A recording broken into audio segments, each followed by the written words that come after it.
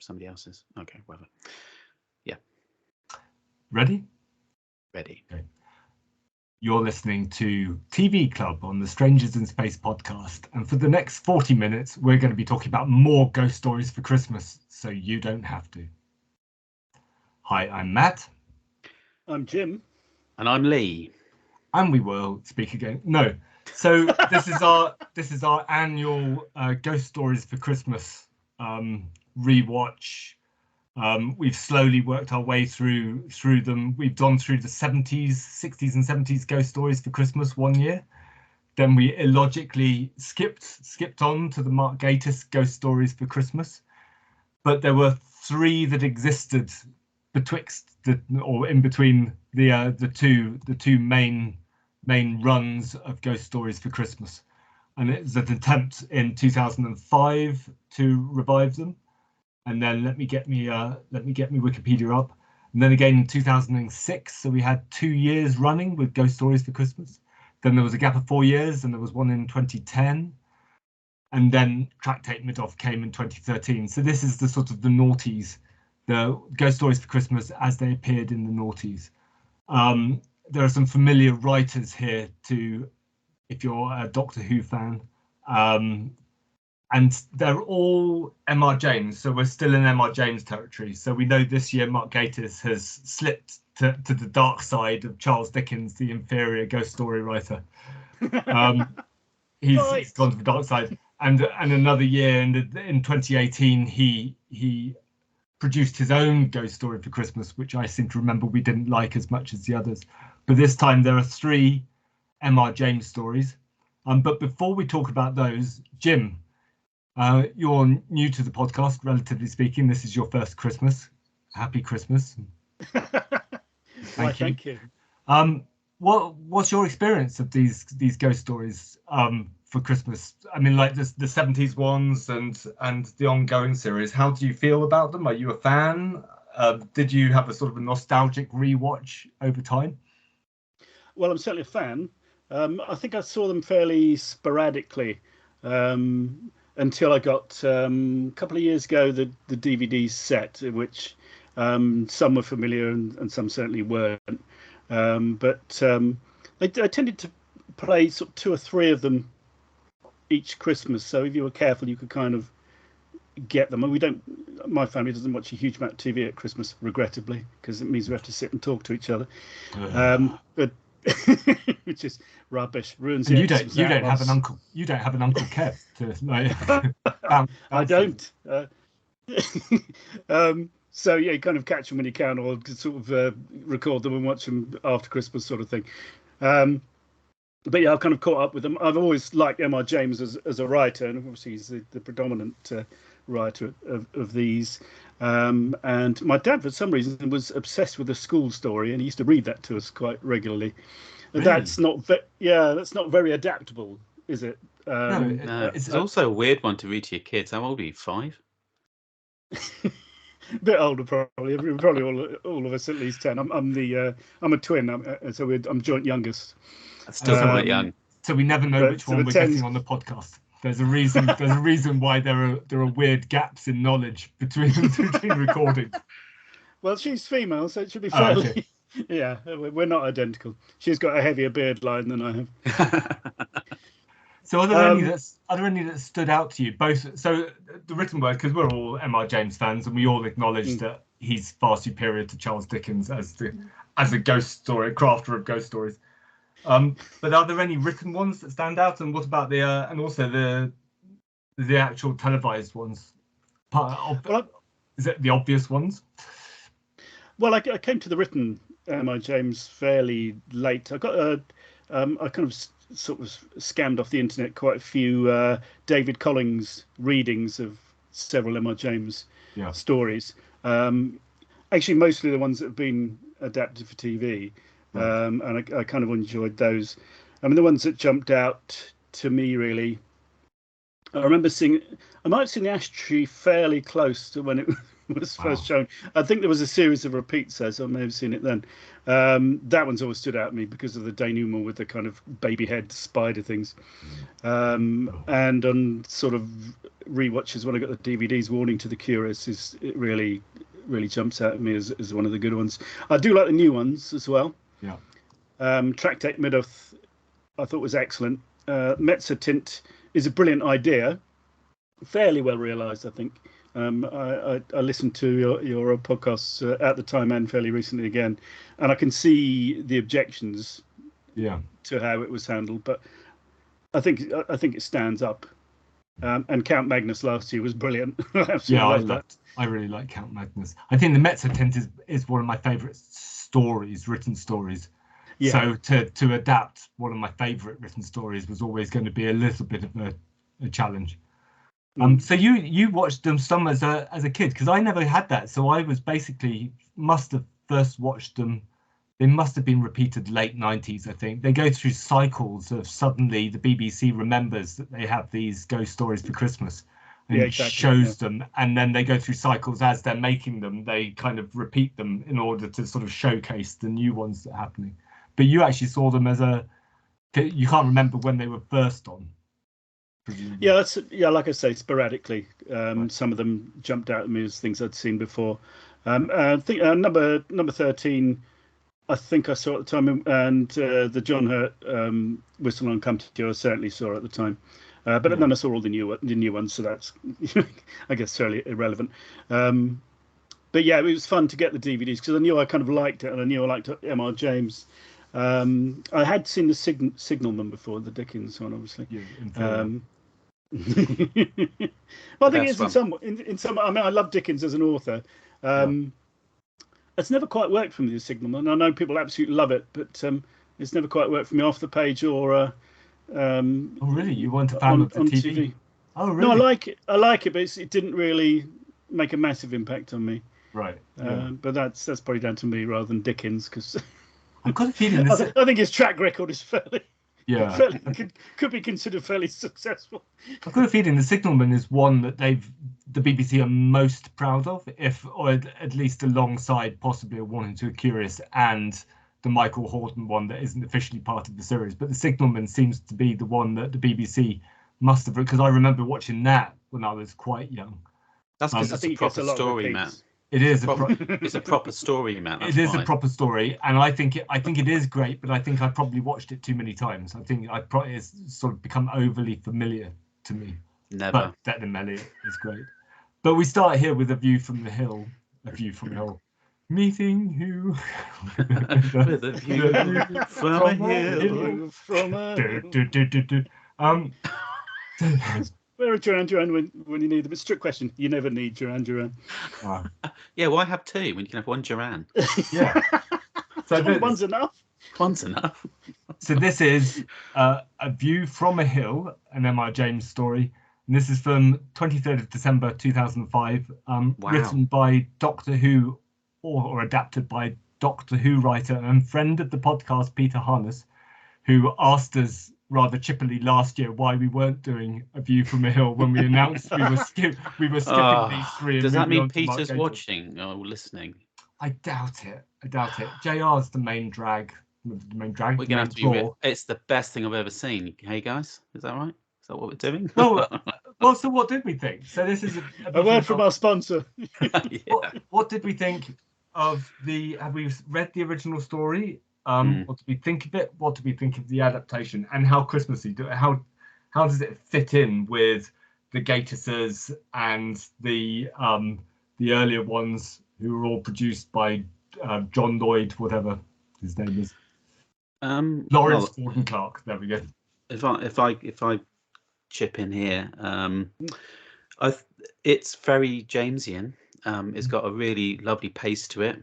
The filming is beautiful. It's got a very small cast. That might have been to do with budget, probably, but and I think it works with a small cast. There are more characters in the story, if I remember right. The landscape is itself a character. It really feels like that to me. It has to be anyway because it's called A View from a Hill. But from the book version to the screen version, there's lots of bits and pieces left out. But I don't really think it's that dramatically adapted that you can't recognise it as the original. Whereas say Whistle is very different. Yeah. I think it's one of my favourites of the new ones, and as much as I really love Gatiss doing everything he does, there's always something missing. I don't know what it is. He's maybe trying too hard to make it exactly what we all want and missing something, whereas this doesn't seem like it needs to try massively hard, although obviously there's a lot of work that's gone into it, but it feels very sparse and very well realised. Even the weird bit at the end in the church seems to really work well. So I really, really enjoyed it, and I've watched it 3 times now. And I have read the story, but I can't remember when I read the story. It's a long time ago. And I've enjoyed both the story and the adaptation, and I think it's very good. I think it's a very strong Jamesian film. What do you think? I really liked it. I wonder if with Mark Gatiss, there's always an artifice to Mark Gatiss's writing, because that's just, he's come off League of Gentlemen. Everything he writes has this kind of slightly camp, slightly retro sheen to it, which actually works at times. And I think it does work with ghost stories, but it's nice to see something a bit more stripped down, a bit more filmic, I think. Yeah.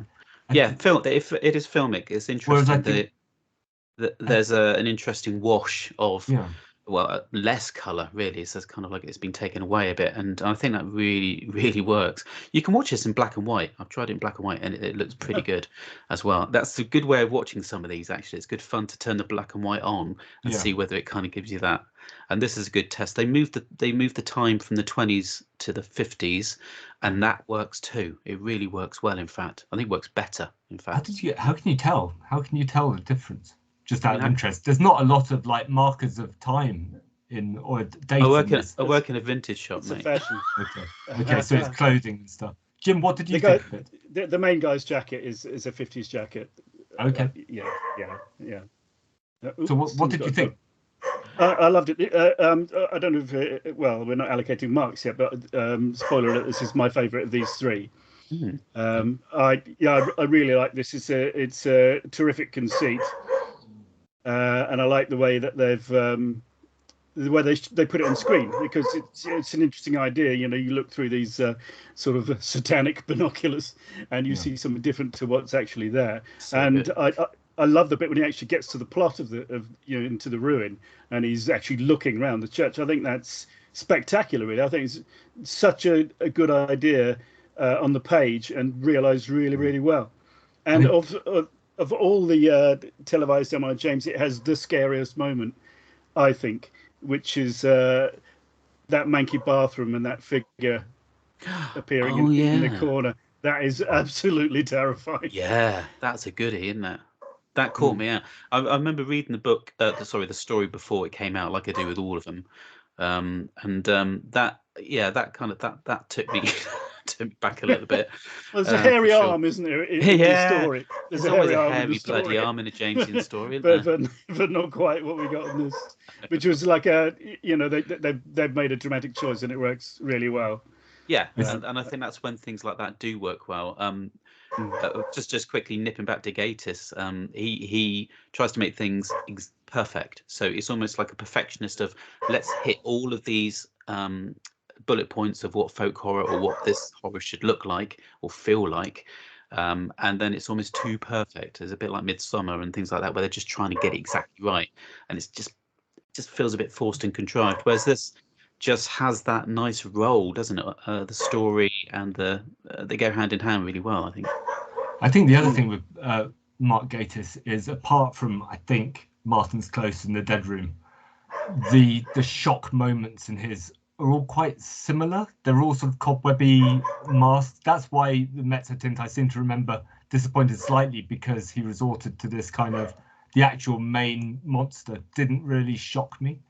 And not in the way that I think Whistle and I'll Come to You and A Warning to the Curious and all of these, and The Signalman, they all have this slightly uncanny feel to the main villain. And I think I mean, less is more with these, really. I mean, Oh yeah, the I think so, Mezzotint. I mean, Jim, I think I remember saying I liked the Mezzotint a lot, and I think the ending was the only thing that just annoyed me a bit because it was so similar to every other horror film we've ever seen.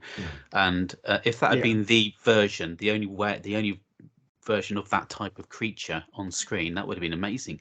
But we've seen it everywhere, and Japanese have done it, and I just thought you don't really need to show it the way that we saw it, because the rest of it was still brilliantly done, because you're essentially filming a still picture for most of it. There's sort of a convention that they have in these that there has to be one moment of shock, or one moment of real extreme, not necessarily a jump scare, but sometimes a jump scare. I think Meeting You, A View from a Hill. I think it's the concept for me, that the haunted binoculars. And that all the way back from M.R. James. I think that's such a genius idea, and it sets it apart, I think, from, obviously we've had like haunted whistles and things, but there's something about binoculars. It kind of anticipates. Before we started recording, Lee, you were saying how over found footage films now, and how they bored you, and I was talking about Host, which is a short film from lockdown about a Zoom call, a seance taking place over Zoom, and then the Zoom call becomes haunted.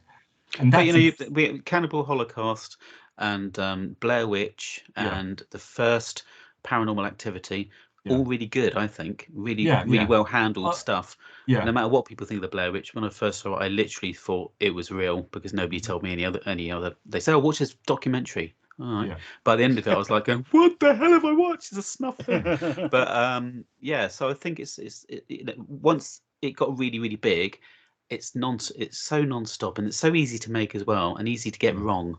I think so. But I agree. You're saying Host is a good one. I agree with you, but I would promote Host, because it's not a conventional found footage film. It's like you're in a Zoom call.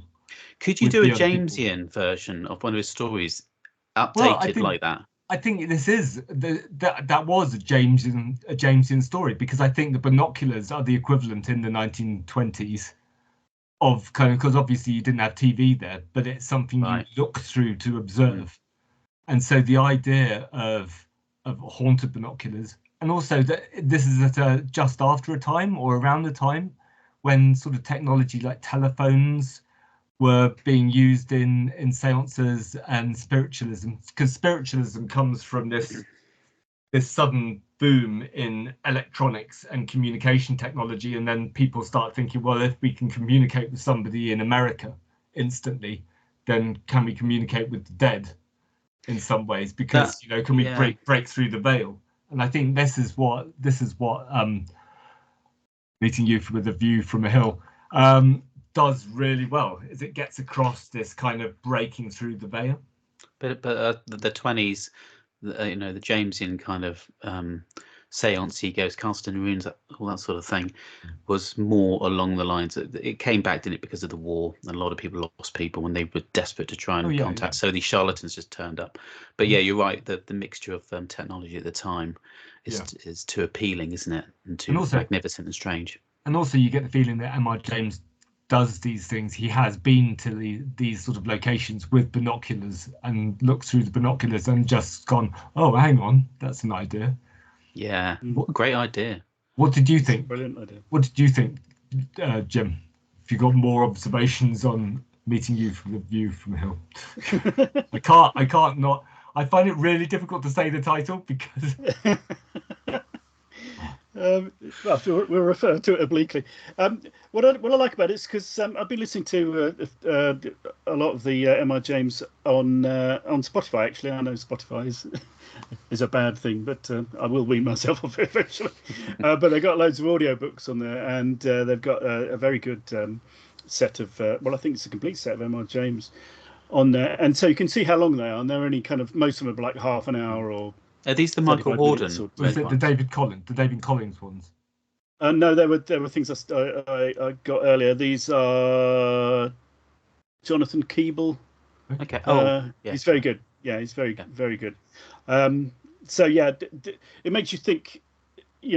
Off the pages, converting off the page to screen screen eats up a lot of pages, doesn't it? So generally you have to expand on what you're given, even if you're doing a half-hour story. And I like, and there is a little bit about Patton, the butler, and he's a squire, isn't he? I think in both, actually. I really like how that is displayed on the screen here, because the butler doesn't seem to have anywhere else to go, and Pip Torrens is this kind of Hugh Laurie-like boss. I think is absolutely great. That's brilliant. Yeah, and it really adds to the story, because he's just like a grumpy cipher in the original. At which point do you think Pip Torrens got to in his career and just thought, oh, I'm a grumpy cipher, I'm just going to be playing this exact character in absolutely everything? He's been in The Crown, he's been in Doctor Who doing the same things. He's just always, he is basically that PG Woodhouse that sends Bertie Wooster to jail, basically. Yeah, well, I expect he pays the bills, so I'm sure he's happy about it. Yeah, but I liked all that. I thought it's kind of slow-ish, not dreadfully slow, but atmospheric. It builds the atmosphere. One of the other ones we're going to talk about, I think, is very slow and doesn't build the atmosphere. Yeah. So I think this is more successful than that. I think it works really well, and you're left with, I mean, the original story, the thing that happens doesn't happen to our hero in this. It happens to the original guy who made the binoculars and filled them with all the reduced bones or whatever, the dead. So I think that works better dramatically here. Yeah. I think it's a good idea to make that change. And that little thing at the end where he breaks his pencil and looks across the railway track and sees something we're not allowed to see. I think it's a great ending. Which Mark Gatiss would have shown us, and I think that's the difference. Yes. I think in that instance, Mark Gatiss would say we have to leave the kids, or we have to leave the viewers with a shock image. And I think much like Night of the Demon, I think Mark Gatiss secretly prefers Night of the Demon with the demon in it, whereas Tournier didn't want the demon. But I kind of like the demon in Night of the Demon, so I'm, I do too. Yeah. So number 13. So the next year. So this was in 2005. Peter Harness regrettably doesn't come back to do a sequel, and they go with number 13, which feels to me, spoiler alert for how I feel about it, it feels to be one of the most generic M.R. James stories. It seems to be a kind of a diffusion of lots of other different M.R. James stories, but maybe without the hook, without the kind of the essential sort of, I don't know, it didn't strike me as the sort of story that much like Haunted Binoculars kind of grabbed me. It didn't really have a grab for me. I don't know. What did you think of number 13? Oh, and we had a David Burke returns. The Watson, Jeremy Brett's Watson returns, but this time with his son to play a part. So what did you think of number 13, Lee? Okay, as off the bat, first time I watched it, I felt the same. I thought, oh, this is okay, it's fine. Yeah. I have to say, subsequent watches, it gets better and better, and I really adore this now. It's right up there and one of my favourites, and I think it's because it's where it's set. It's an England that we all recognise as being very, fictitious type of England. I love the character of his neighbour and the actor who plays him. I've forgotten his name. Greg Wise. Oh no, Greg Wise. Tom Burke is his neighbour. Tom Burke. Is it? Oh, okay, all right. Yeah, so he's great. He's really good, and that's a good addition because it's different to the book again. I like the fact that the room opens up and closes, and this magic room appears from nowhere. I love the fact that it's debauchery and a very bad person who was involved with a bishop. That's always fun, isn't it? And also I think that the story is, you're right in saying, I think the story lacks that pivot, that anchor about the, because it's always about an historian or an antiquity type person going out and finding something about an object that's cursed or whatever. This isn't really that. The object in itself is the room, although we find the objects buried underneath the floorboards at the end, which kind of instigates all this. But they've expanded the Jamesian kind of like, let's go and do some research in a library business, and linking Nicholas Franken's letter there and all that sort of thing, and just building upon that a bit more. That was really good, because they could have left that out, and did it like the book and made it a lot less about that and more about just number 13 appearing and disappearing. But they fleshed it out in this episode, and I think in a way I enjoy this interpretation more than the original written version of it. Although I do love the Jamesian story as well, but I love this adaptation. I think it's a very clever, fun. There's some funny moments in it, and there's some absolutely peachy acting all the way through. Yeah, it may have been I approached this with a sort of JR level of cynicism for these things, so I might have not quite found the hook. Well, it's worth another look. It's worth going back and watching it again with a less critical eye, and maybe just let it wash into you as opposed to over you, maybe. But also, I think watching it not straight after meeting you with a view from a hill, because there's something so expansive about that one. It's ghost stories, but there's so much countryside and outside. Yeah. And then this is like completely interior and claustrophobic. And I think it just felt like you'd been locked in his house, which is probably a good thing for a ghost story. That's the point, I think, really, isn't it? I mean, you only see him in a library and then back into the house again, a little bit of the outside. But yeah, you're right. You know, the view to a kill hill was all about landscape, as well as, you know, because you're looking through binoculars, so it's the landscape and attaching itself ghostly wise to the man and all this sort of thing, the human. Whereas this is literally a perfect kind of ghost story set in a room, and that's it. Also, they Jim, have you read it? Because they've moved the location, haven't they, from Denmark? Denmark, yeah. Do you think that worked? Denmark, the original. I don't think it makes much difference, to be honest. No. Okay. It didn't make any difference to my enjoyment, to be honest. He does seem to stray into Scandinavia in his stories, does M.R. James, but it doesn't really change the stories that much. It doesn't. No, I don't think so. The Danes appear occasionally, don't they? Crown. So where did he live? Cambridge. Oh my God, who's that? And hi, I'm JR. I've just made it. Is this Max Headroom? Someone's bust into our transmission. Once again, we tried to organise this podcast so that JR missed it, like we did 2 years ago. We recorded a rogue podcast. You know, this is the Mark Gatiss scare moment, isn't it? What listeners needs to know is JR. We've seen too much of it already. JR is always on this Skype feed, 24 hours a day. He just sits here monitoring it in case more rogue podcasts are being produced. And when I find one, I bust in. Yeah. So are you officially in this podcast now, JR, or are you still? It seems like it. I'm not recording myself though, so all the bits with me would just be quiet. Okay. Well, that's going to be not really. I am. Okay. I can do a good impression of you. It'd be fine. So quickly, I'd like to hear that. So if you are here, then you're going to have to give your comments, JR. So quickly, what did you think of meeting you with a view from a hill? But my feelings on all of these are pretty much the same. I think the adaptations are really nice, really well made, really well adapted. Generally speaking, nicely written. Maybe not so much the Gatiss ones, but that's a conversation for last year. Yeah. But I think the stories are kind of repetitive. I think we talked about this last year. The stories weren't intended for publication, were they? They were stories he wrote to amuse his kids at Christmas, and they were kind of published after the fact. And so I think there's a repetitiveness about them. And so I'm not a fan of ghost stories anyway, really. And so these ghost stories in particular don't necessarily appeal to me very much. So I sort of appreciate the adaptations, but I don't really love them. I don't have a love for them, which is why I was happy to sit this podcast out.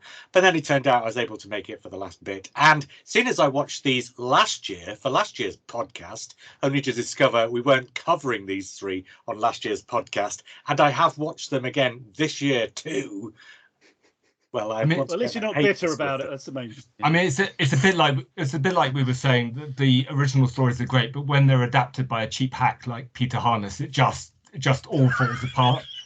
And you weren't here, but we really tore into a view from a hill. I mean, it's the worst thing I've ever seen. The worst thing on Christmas. I mean, Mrs. Brown's Boys is scarier than a view from a hill.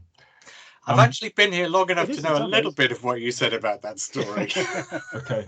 And number 13. So JR, you say that basically they're all the same to you. So basically, pretty much you've now reviewed them all. Basically, actually, the one that we'll talk about third on this podcast, Whistle and I'll Come to You, the new adaptation of that, is the one that strays furthest from the original and adds the most to the story, isn't it? So that's probably going to be the most interesting to talk about. Very briefly then, A View from a Hill. I think it's lovely, but I think the story's very, very slight. Number 13? Number 13, I quite liked that as a piece for the actors. So rather than a story necessarily, I really enjoyed the actors and I enjoyed being in their company. So I think actually I probably enjoyed that one slightly more, but I probably liked it slightly less. So I think I liked A View from a Hill more and enjoyed number 13 more. But let's back to my question, just on the point where I came in. You've mentioned the fact that he seems to enjoy sending his characters to Scandinavia if he's not sending them to sort of remote parts of the southern half of England. I wonder if that's because Cambridge is quite North Sea facing, and so because the stories are basically all about a journey, aren't they? In each of the stories, every single one, I think, the lead character is essentially James. He goes to a place, and when he arrives at the place, he finds the place is haunted. Essentially, it's haunted by the ghost of the fact that he doesn't really sort of connect with the locals. So he never really connects with the people when he gets there. He's always distant from them. And really, the ghost is a metaphor for that disconnection. And I wonder if going as far as Scandinavia just adds another level of disconnection on top of that.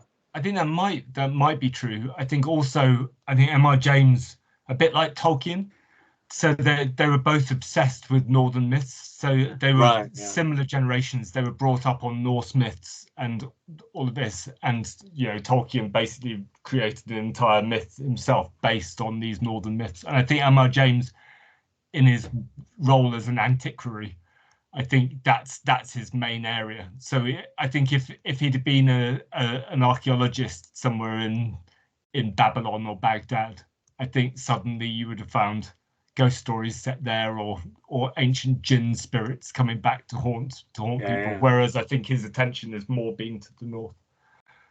Jim, number 13, inside number 13. So what did you think? You haven't really given your opinion yet.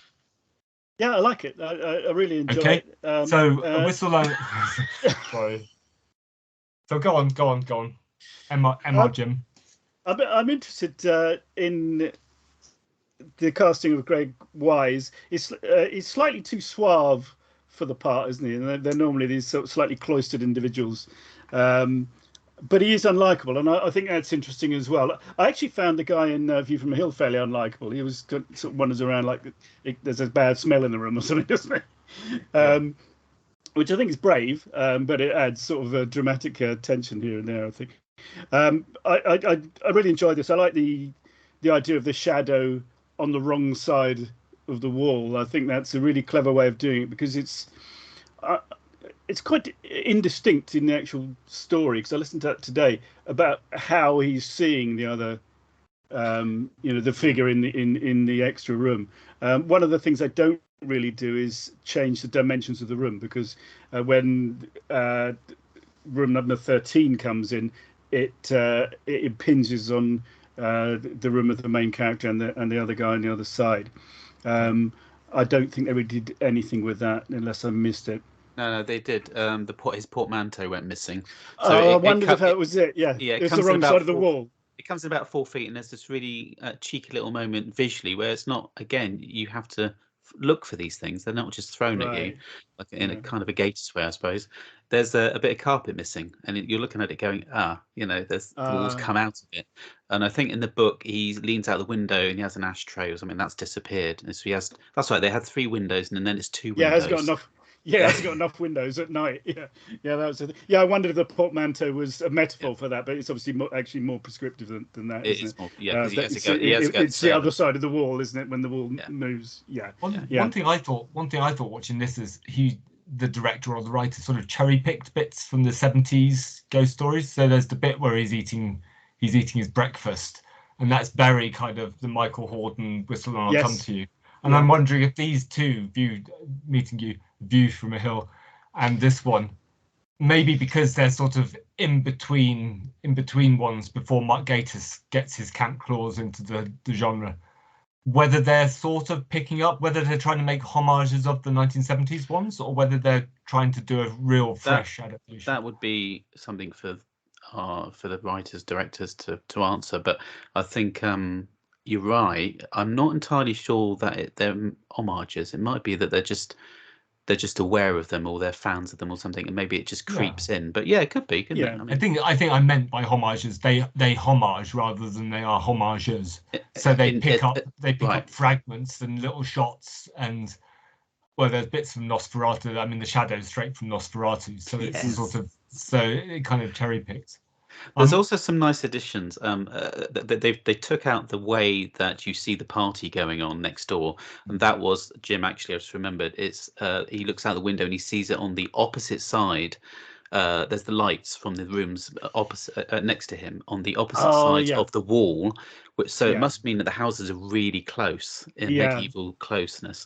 So he sees the dancing going on the shadows. That would have been really bad trying to do that visually on TV, so I think they did it the right way round this time around. And also there's a picture on the wall, so the picture on the wall is a bit like is it a Bosch or something like that? Serrano's Bosch, a Garden of Earthly Delights. So there's a Bosch, which is great. It's a good satanic-y looking thing, whereas there is a picture in the book, but it's just, I just think it's a simple picture. So there's some clever additions in this adaptation. I like it.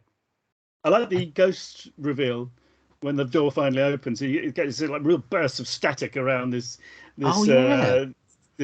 sort of creatures. This guy who's just kind of always in the distance. You can't quite see him, and they never do a close up, which I think is the right thing to do. I think that's very effective.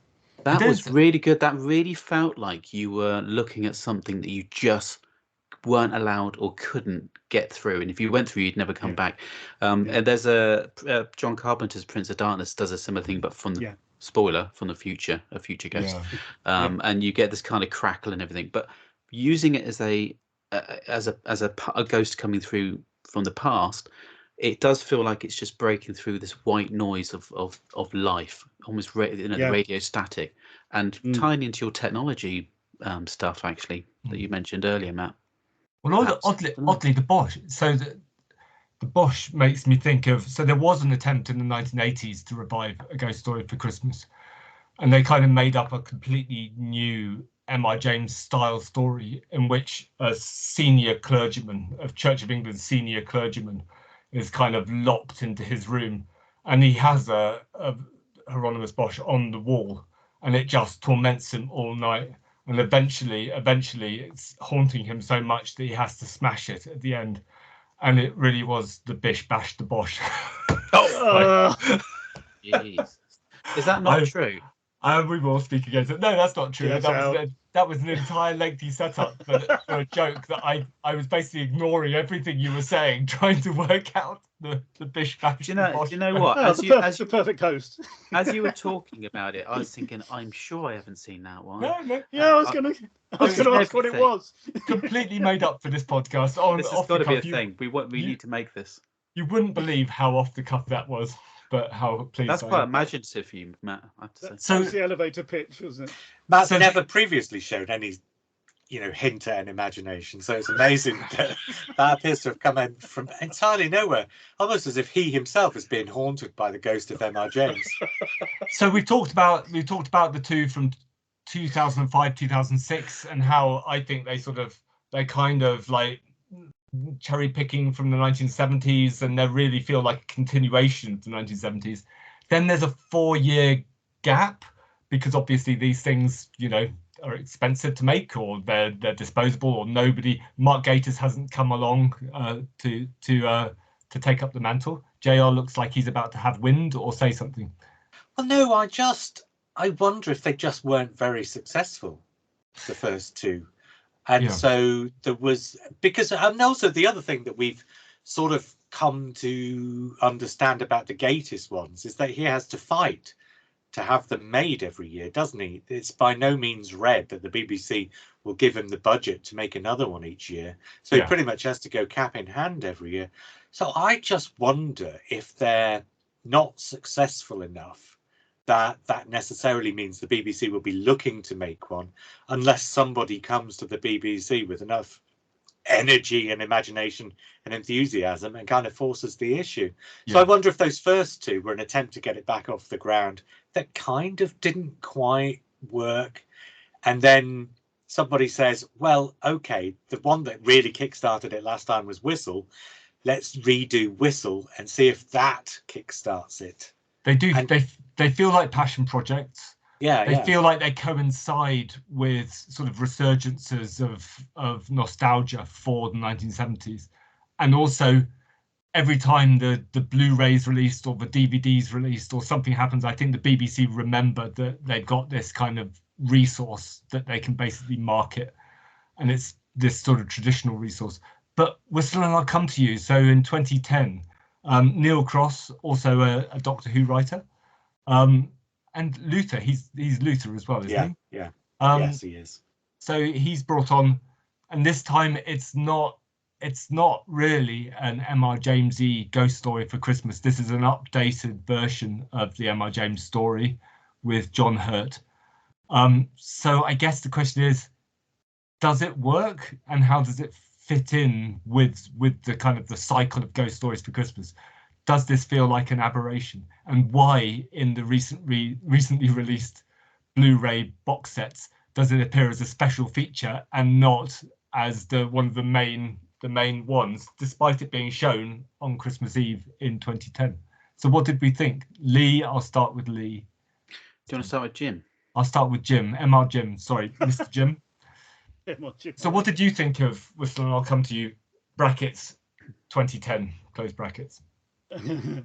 Well, I liked it for what it was. I don't think it's so different from the original M.R. James that it's hardly worth giving it the name, to be honest.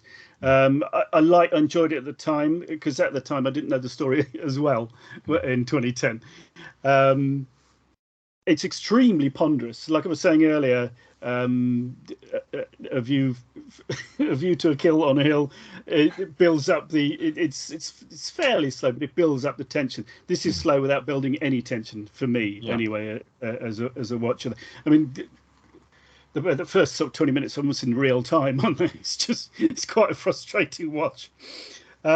He finds a ring. I mean, the whole thing is based on the marriage, and I don't know if she has Alzheimer's or something like that. The John Hurt's wife in this, but she obviously goes into a home, and he wants to stay, but is told, we've got this. Just take some time off. You've had a terrible time. Just relax. So that's unbelievably hard to actually accept, isn't it? There's no way. If your wife was literally just being taken out of your hands and taken to a rest home, and there was some kind of chance that she wouldn't be around for much longer, there is absolutely no way you'd just bugger off on holiday. No way. So, I mean, that part of the premise is just completely unacceptable, really, I think. I don't think there's any suggestion she's about to die, is there? No, but you know what I mean? It's like, yeah. If she's been taken off your hands, your biggest fear is that if you were to leave the area, you'd never see her again. But I think that's the point of it, isn't it? Because he's kind of persuaded to leave by Leslie Watson, maybe, and he's reluctant, and then he does, and then obviously the haunting, the whole ambiguity about the haunting is whether it's his guilt for having, left her or something happening. Yeah, and I think because this is about dementia as well, isn't it? Obviously, which wasn't anything to do with any of the Jamesian storytelling aspects. With somebody with dementia, if anybody's had that experience, if you have them in the house, or you're always with them, you just cannot leave them. So you have a helper in or carer in.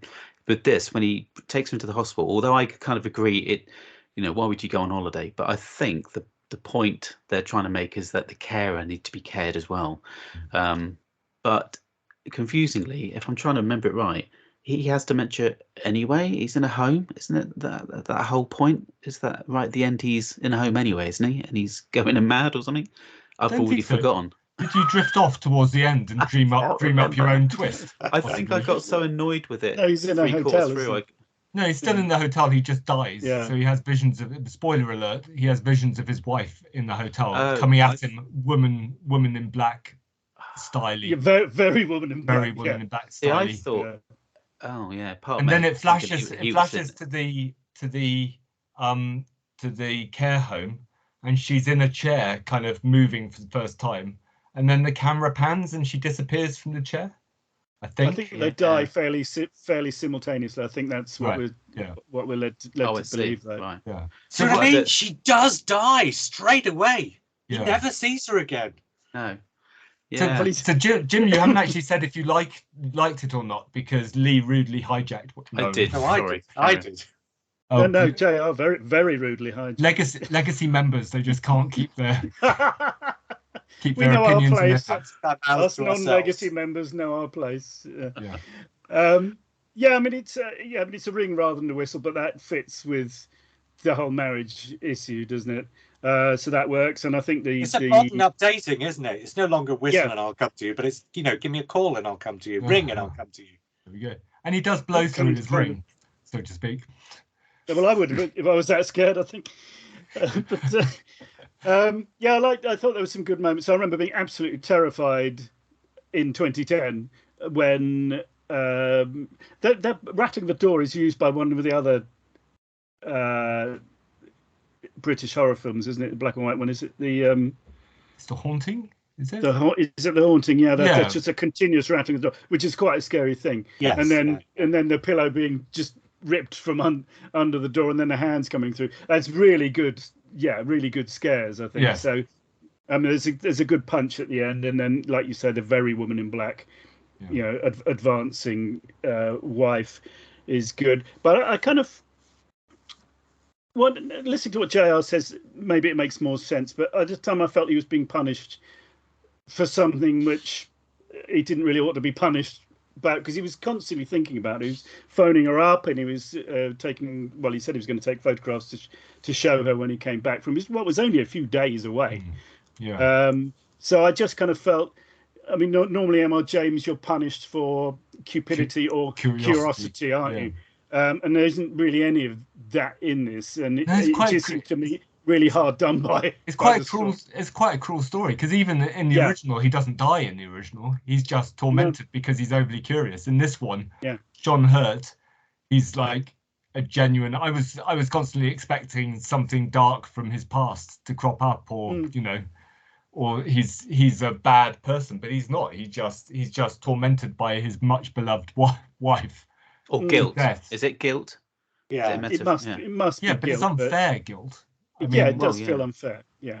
JR, what did you? That's kind of the point, isn't it? It is unfair guilt because it's his guilt that he's carried there with him.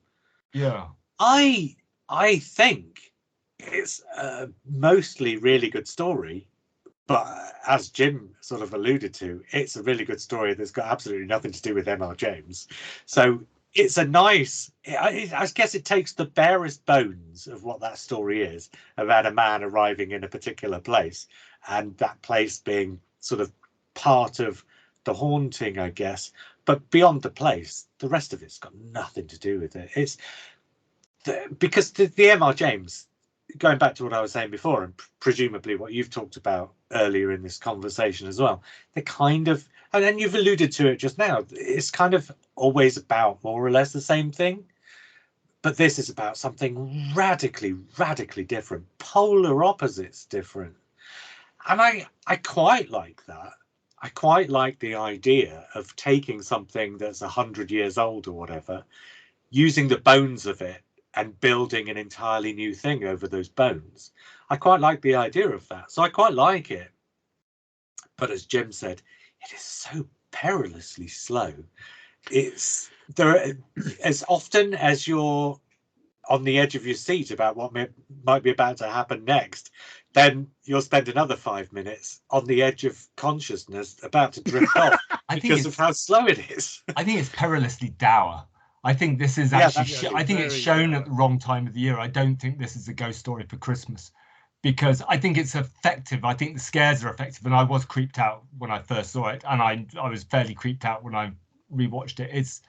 It's more conventionally scary than the Michael Hordern, but it misses that kind of, and there's something about the repetition of M.R. James that means when you get it at Christmas once a year as a tradition, there's something cozy about that. And there's something about the stories, they're slightly shorter and they sort of work on Christmas Eve. This is a Halloween film, not a Christmas. It dealt with modern. Yeah. It dealt with modern issues as well, you know, Yeah. the modern worry of dementia and all that sort of thing. And, you know, that's what it was. It updated it in that sense. And to me, that was too real, I suppose.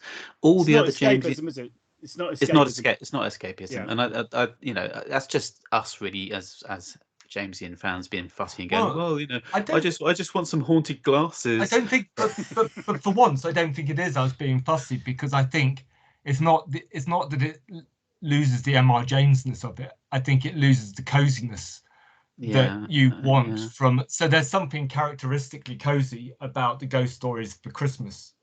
And I think this by updating it, they've set it in a rundown seaside town, which it's sort of never really designed to do. It was supposed to be the sort of bleak Norfolk, East Anglia coastlines, whereas this is kind of Great Yarmouth somewhere, which the others are all about out of season places as well, aren't they? And this is about an out of season place, but by updating it to the modern day, that out of seasonness feels out of place anyway, because there's one thing about the modern world is there's no such thing as properly out of season anymore, is there? Yeah. Mm-hmm. I mean, it kind of made me feel like, excuse me for Chris Chibnalling again, but a bit like the latter Chris Chibnall Christmas specials or seasonal specials that didn't feel very Christmassy, and particularly the last one set in the warehouse, albeit out of necessity because of COVID. Lee, did you see that one? You're a Doctor Who fan. I assume you watched it. Time loops in a warehouse. Do you know what? That and the Sea Devils are the two Groundhog worst things I've ever seen on telly. So I've just I blotted that out of my head. I've forgotten that happened. It wasn't the worst thing I've seen on television, but it didn't leave me feeling festive and Christmassy. It left me feeling a little bit depressed about the upcoming new year. And I think "Oh Whistle I'll Come to You," when I watched it originally and when I watched it this time, it didn't feel tinsely once I'd watched it. I didn't feel, I'll be watching this every year at Christmas. Like I could happily watch it in the summer, and and it would be an effective shocker, but it's not. The point of the Jamesian ghost stories for Christmas is exactly what you said earlier. I think whoever said it, about him reading stories to his students every Christmas, and it's cozy. They're around the fire, they're all drinking port. It is a coziness. There is a coziness to it, and it's fun. And there's a couple of little creepy moments and hairy arms and gooey things and what have you that you can't quite explain, and that's enough for people to go, oh, I wonder what that is. It's about Christopher Lee sitting Tim Gambrell on his knee and talking to him. That's a deep obscure dive for a Doctor Who fan in Exeter. And what I was going to say was that I think it feels uneven. It feels uneven. So the bedroom scenes, the ghostly scenes, that I think actually, if you take bits of it, or if you've never seen any Jamesian stuff, like Jim, you said you really enjoyed it first time, I think it is actually quite a good ride. It's I don't mind it being slow. It was echoing, I think, 2010, so there was a lot of massively slow stuff happening, wasn't it, on TV and what have you. But so they took it to the nth degree. But there's some absolutely beautiful moments on the beach. The ghost parts are really, really powerful. I like those moments. And I think, Jim, like you said, the hands coming under the door and all that, and the banging, the incessant banging was fantastic. What about John Hurt? So I'll give my opinion. I'll JR to give my opinion first. So I thought John Hurt was brilliant, and he was great, and he was really convincing, and he really gave this weight and power and punch, but it didn't have the Michael Hordern kind of rhubarbing humor. There's something mesmeric, something hypnotic about Michael Hordern in the Jonathan Miller adaptation that you can just watch repeatedly. And John Hurt wasn't given space to do that. He didn't have the same personality. No, it's he not, was it's very. not, it's not in the script, that is it? No. No, it is too dour, like you Yeah. The said. character comes alive whenever he's talking to, I forget the actress's name. Sophie Thompson. Sophie Sophie Thompson. Thompson. Yeah, it comes alive. See, I wasn't that impressed with the stuff on the beach. So I'm a bit on the other side of the fence from Lee with that. But I think it comes alive every time he's with Sophie Thompson. But those are pretty much the only times when it does come alive. Mm. So, Yeah. Well, you get to see his real Well, there's personality. another character to talk to, isn't there? Yeah, basically. Yeah, But and he's her not, in particular, because unlike Michael Auden, he's not talking to himself. So those, well, she they're feels very like quiet. the Michael Horden of this adaptation. She feels like the one who's sort of slightly sort of at odds with the world around her. John Hurt's a bit crushed by the world around him, but she's the one who's kind of, she's still there, she's still alive, but she's just totally at odds with it. So she feels like the lead character, and it just feels like we're following one of the guests in and out instead of staying with the lead character, as if you were watching an episode of Fawlty Towers and John Cleese was a guest actor in it who's just in 2 or 3 scenes in each episode. So should we score these, or have we got anything else we want to add? So let's score these. So let's start with a view from a hill. Meeting you. So let's start with JR. How would you score? Oh my God, I'm the one who didn't talk about it. We brought you in. So this is Peter Harness's finest bit of writing. Yeah. His magnum Well, opus. this is probably when he was still quite hot from Wallander, and it would have probably been about, I think this was a couple of years before his film. Yeah. Is anybody there? The one with Michael Caine. So I love that film. Yeah, that's the one where he accidentally cut someone's thumb off. Yes. Yeah. You've seen it? Oh yeah. I saw it in the cinema. Yeah, just before his writing career went downhill. So I think the adaptation's really nice, but I think the story's quite dull. So I don't know. I think I'll give it an 8. It's effective enough. I mean, 8's pretty good. Lee? Yeah, Yeah, well, I was going to give it an 8 because I thought it was quite high. But if Jazz giving it an 8 and he's okay with it, then I feel like as a Jamesian, I loved it actually. I'll give it a 9. It wasn't perfect.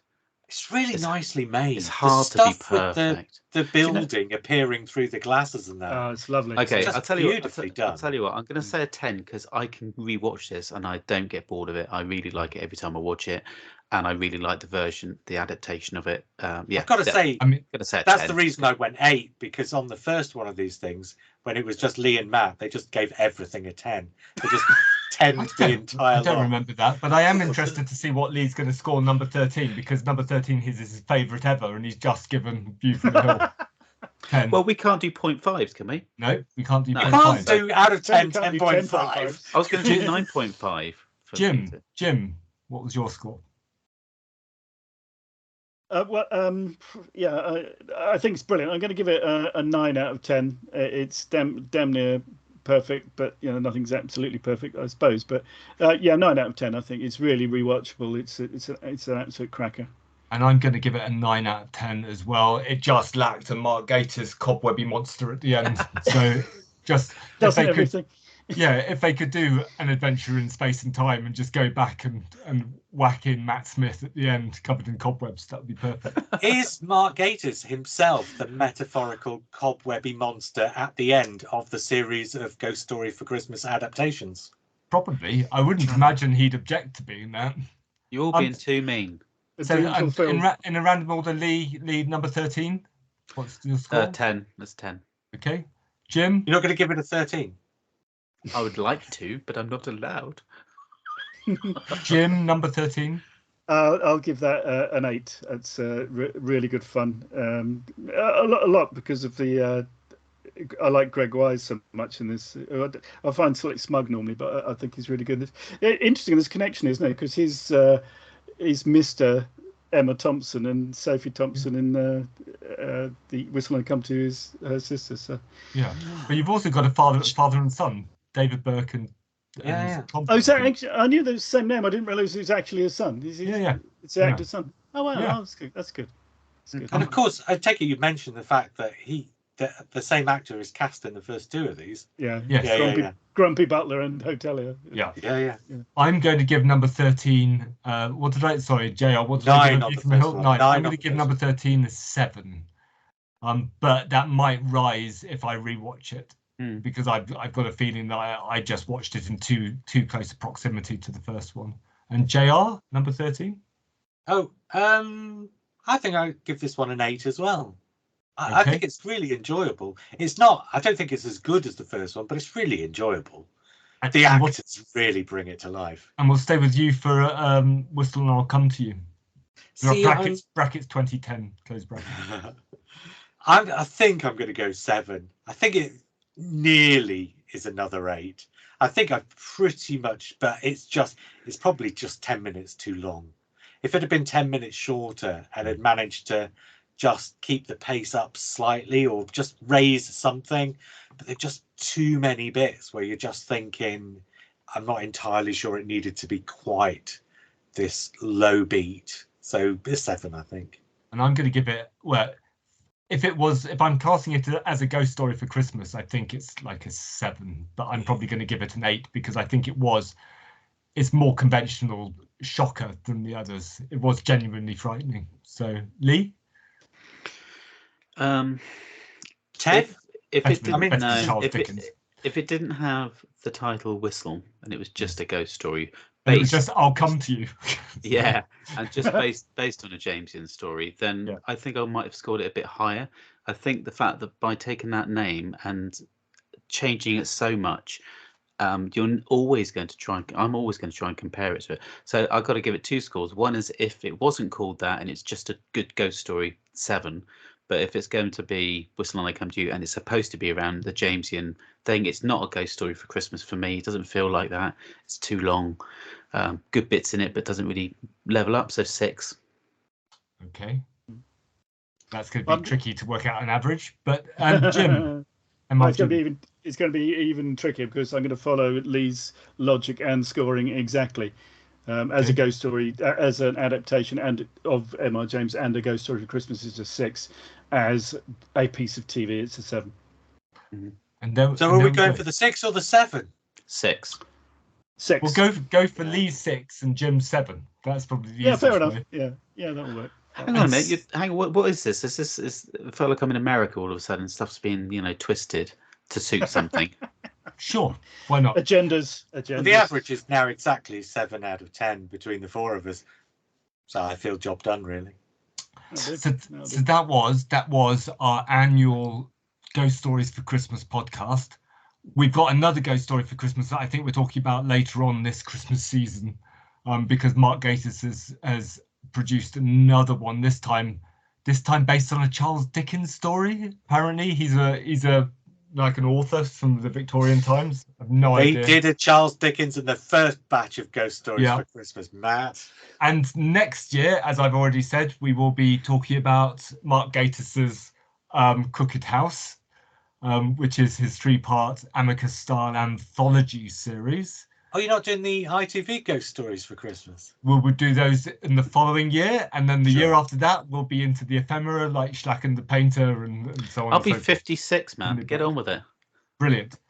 I'll be 56 by the time this outro ends. Until Christmas 2025, I was Matt. I was Jim. I was Lee. And I was JR. And we will speak again soon. Ciao. There you go. Well, I kept myself for the end there because, of course, I wasn't there for